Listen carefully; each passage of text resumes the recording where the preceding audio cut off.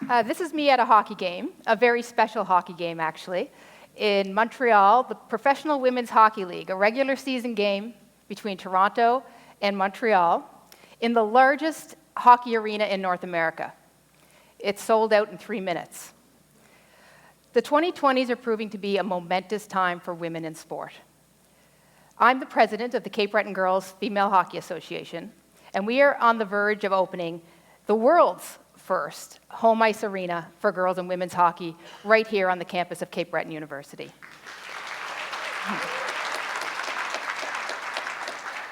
This arena will be not only the home of the CBU Capers women's hockey team, but also our 24-team Girls Hockey Association, which is one of the fastest growing and most diverse hockey associations of any type in all of Canada. And as much as I would love to stand here and just bask in that success and these moments that we're having, this is actually a cautionary tale. Because the reality is that women and girls and sports and momentum have happened before. In the 1920s and 1930s, women were riding on a wave of momentum. They had finally achieved victory after 100 years of a suffrage movement to have the vote. Women were elected to parliament. Women were starting to just be on the move, and including sports. So women and girls were playing sports, including hockey, in many cities and towns across Canada. It was ubiquitous. They were playing at universities and everything. There was women and girls hockey. In fact, they were doing so well that there was discussions underway for women and girls hockey to be a demonstration sport in the 1940 Olympics. A demonstration sport in the 1940 Olympics. So it's really hard to reconcile when you look at these women playing hockey that their daughters and granddaughters would not be allowed to play the sport. Their daughters and granddaughters would not be allowed to play the sport. By the 1950s, it was all gone. So I'm one of the members of that lost generation. I grew up, a typical Canadian kid, playing hockey on the pond in my neighborhood. I was as good as the neighborhood boys, and they were all joining minor hockey. So I wanted to do that too. Well, it didn't go well. I was the only girl, I was the first girl and only girl in the Hockey Association. The boys I played with who knew me, that was great. They passed me the puck, they were really nice. The boys who didn't were very cruel. So before my first season even ended, I was told I wasn't welcome back next year, that I was turning 12 and there was no room for a girl in Pee Wee, and they couldn't let me take a boy's spot. I was quite despondent, as you can imagine. Hockey was my whole personality at the time. I was obsessed with the sport. All my friends played it, everything. It was my entire world. So as you can imagine, if you asked me at the time, I would tell you I hated hockey. I absolutely hated it.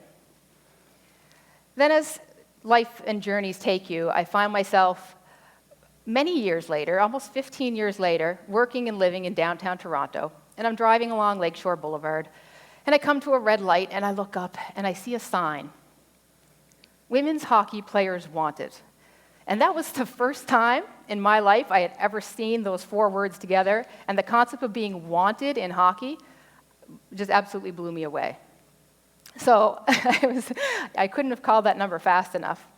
I guess after everything I'd been through in the sport, all of the disrespect and the disappointment, I still saw myself as a hockey player. And I went back to it with gusto. I was on the ice all the time at those outdoor rinks in Toronto. I think I played in 3 or 4 different leagues. And I saw the amazing machine that the Ontario Women's Hockey Association had built there for girls and women's hockey beginning in the 70s. And by the time I was there, it was really getting going. But as life goes, I came back home to Nova Scotia. And as I arrived home in Nova Scotia, I was very invested in hockey now, so I needed to continue that. And there was a local women's league that was beginning in Halifax, so I joined that and we started to do some work. So there was about 7 teams. They were just groups of friends. They had terrible ice times, terrible ice times. And we started to make some moves. We divided into 2 divisions, so we had beginners and advanced, so that more people could access the game. So 7 teams became 11. Then we just jigged our ice times around a little bit and spread it out a bit more so we could include more people. 11 became 14. By now we had a wait list of so many women, we had enough for 10 more teams and no ice time to have it. So we went to the city. We said, City of Halifax, there's something, you need to do something. Women and girls are being discriminated against in your arenas. These are publicly funded arenas that you own, and women and girls are not getting our fair share of ice time. We have 14 teams, and we have 10 more waiting to join. And they agreed. They agreed that they were discriminating. And they made a change. They made a policy called a Fair Ice Access Policy, and it is still in place today. They began it then. The Nova Scotia Women's Hockey League went from a dozen teams to over 28. It has over 30 teams now. It is the biggest women's hockey association in Eastern Canada, east of Ontario. And it's one of the largest women's organizations of any kind, regardless sport or not sport, that there is in the Eastern region. Sport is a great mobilizer of women. So I'm thinking that perhaps that's the end of my hockey fights, but it's not. I'm going to go round 3. So I come back home to Cape Breton with my daughter. And I find myself, she's about 9 or 10 at this time, I find myself standing in the same arena that I was kicked out of as a child. And I'm watching a hockey game. There's no girls' team for my daughter, so I'm coming to watch what there is. And I see a little girl in a yellow jersey, and she picks up the puck in her own end of the ice, and she starts to head up the ice. She has a lane. And I watch a boy on her own team come across the ice and take the puck from her. Right there, her own team. And I thought to myself, oh, no, this is not going to do.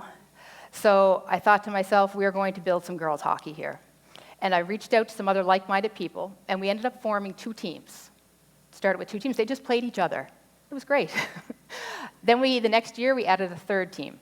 And the year after that, we added a 4th team. And now we were starting to get some momentum around a girls' hockey association. And our timing was very good, because at the time, Hockey Nova Scotia, which is a branch of Hockey Canada, was very invested and very interested in forming girls' hockey associations. They felt that that was the conduit for growth in the game. They would be right about that. So we had encouragement and permission from Hockey Nova Scotia to proceed. The problem is that doesn't really amount to much more than thoughts and prayers. Because the reality of what we were going to face is that we were now going to try to form Girls Hockey Association in a system that is built upon the basis of male-dominated minor hockey associations who own all of the ice time in all of the arenas. So as we started to get going, a couple of the minor hockey associations actually took ice time away from us. They said, if you're going to be a girls' hockey association, you need to go find your own ice. Okay, so played a card out of my playbook. I went to the city, went to the arenas, who are owned sometimes by community boards, sometimes by government. And I said, you're discriminating against girls locally. You need to change the way you allocate ice. And they said no. They said, no, all of our ice contracts here are grandfathered. Grandfathered, interesting choice of words. Many of these minor hockey associations, by the way, they're essentially 75 years old. They're indestructible. They have geographic areas that they are in charge of, and they're given autonomy in that area. Like, if you're from Schitt's Creek, you play for the Schitt's Creek Minor Hockey Association, and you don't get to move around. They own you. So we were dealing with minor hockey associations that wouldn't give us ice. We were now dealing with arenas, including government-owned arenas, that would not give us ice. And it got to the point that currently, as I stand here right now, there are 4 government-owned arenas in our area. Girls hockey comprises 25% of the hockey players locally, and we have 5% of the ice. That is all. And this is very common in Canada. In fact, it's very unusual to have a fair ice policy. It's much more common to not. In our country, in hockey-crazy Canada, girls hockey and women's hockey is not at the table when it comes to ice time in the country. We are literally underneath it, sweeping up the leftover crumbs that get discarded by the male-dominated minor hockey associations that are in place across the country. So we needed a different plan and a different approach. And that's when we reached out to Cape Breton University, who, for our group, it was really good fortune, actually, that they happened to have an arena on campus. It shut down during the pandemic, and it was not in a great state of repair. It needed a lot of work, but at least it was a start, and at least it was an arena. So we reached out to the leadership here at Cape Breton University and the women's team, of course, who were also homeless at the time, and we said, let's reopen that arena. And so we got together and we launched a bid for the Kraft Hockeyville National Championship. It's a contest where you have a chance to win funds for an arena. And we won it. And then when we won it, more money came, and the provincial government stepped up and put more money into our arena that we're going to be building. So we were really now having momentum. And this is the third time around that I've had to fight my way in hockey fights. So ultimately, there's been a lot of battles about this, as we can see. And you have to stop and you have to ask yourself, where is Hockey Canada, where is the IIHF on these things? Where is the leadership of the sport? The IIHF just put out a video on International Women's Day, and it acknowledged that hockey's systems were not built for women and girls. In many ways, actually, hockey's systems were built to exclude people. They were actually built to exclude. They excluded women and girls. They excluded Indigenous people. They excluded African Canadians all along the way through the history of the sport. And because they were built to exclude, making changes to them is very difficult, but where is the leadership on it? They've stated repeatedly that the number one priority of their organization now is to grow women and girls hockey. So I have 5 things that I think Hockey Canada and the IIHF could and should be doing immediately to do that. The first thing, so fair ice access policies. This was the game changer in Halifax, and for Hockey Canada to institute fair ice access policies. Hockey Canada has lots of lawyers. We know they have lawyers. They've been very busy.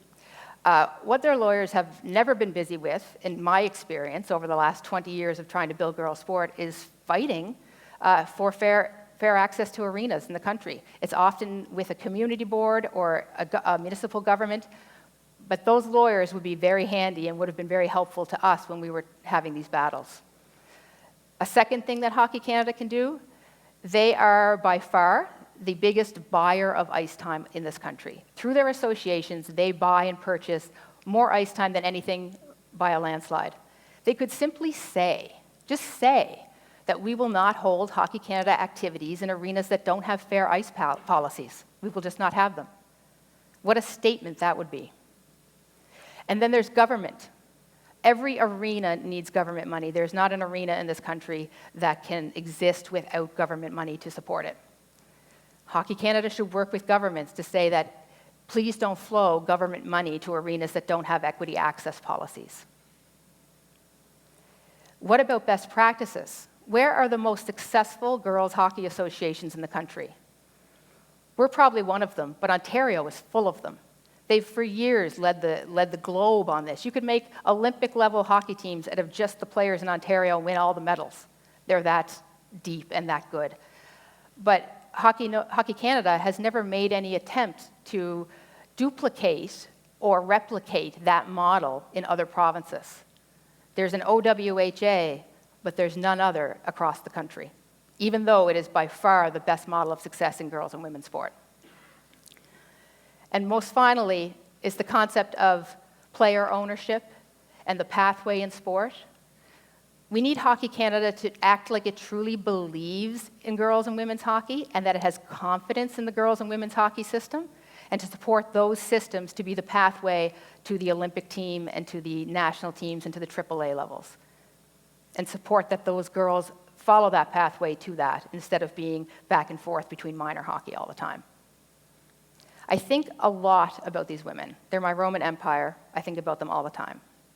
I think about how excited they would have been about the idea that their sport was going to be going to the Olympics and how they had so much momentum and how much fun they were having. And then I think about how most of them did not live to see women's hockey in the Olympics.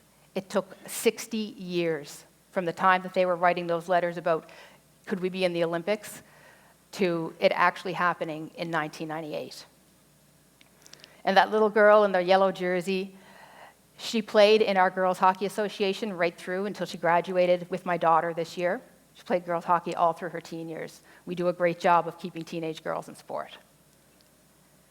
So I would love to see a lot of change happen. I want to see Hockey Canada and the IIHF support the PWHL by building the grassroots of girls and women's hockey in this country the right way and to fix all the wrongs that occurred to those women so we see this all the time. Thank you.